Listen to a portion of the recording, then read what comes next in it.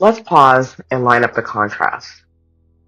There's White Star Line, which had questionable financial behavior, catastrophic negligence, thousands dead, but yet never prosecuted as a criminal fraud machine.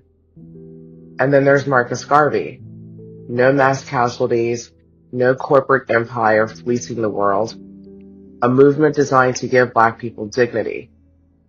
And he's marched into court, tried, convicted, and exiled.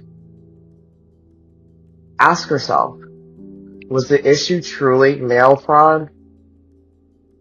Or was the issue that a Black man was building ships big enough to move millions of people psychologically, economically, and literally? Garvey's greatest crime may have been refusing to stay inside the box America built for him.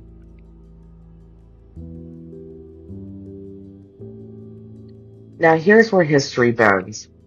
On January 19, 2025, President Joe Biden issued a posthumous pardon for Marcus Garvey's mail fraud conviction, more than 100 years after the trial. This wasn't a minor gesture.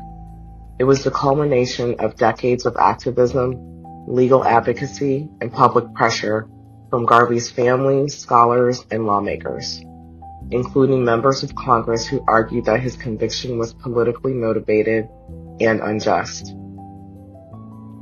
The pardon restores Garvey's reputation as a foundational civil rights figure and acknowledges that the original prosecution reflected selective enforcement of the law. But here's the deeper point.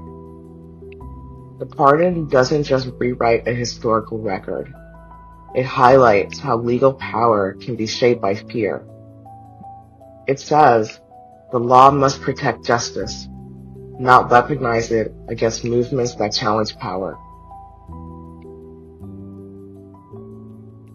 Today, historians continue debating Garvey's case. Many argue that he was targeted because he represented independent Black power on a scale the U.S. government wasn't prepared to tolerate at the time. Whether every business decision he made was wise isn't the question. The real question is this. Why does the law look one way at powerful white corporations and another way at Black liberation movements? Marcus Garvey once said, "A people without knowledge of their past history is like a tree without roots." The pardon finally let some of those roots breathe again. Maybe revisiting Garvey's conviction isn't really about clearing his name.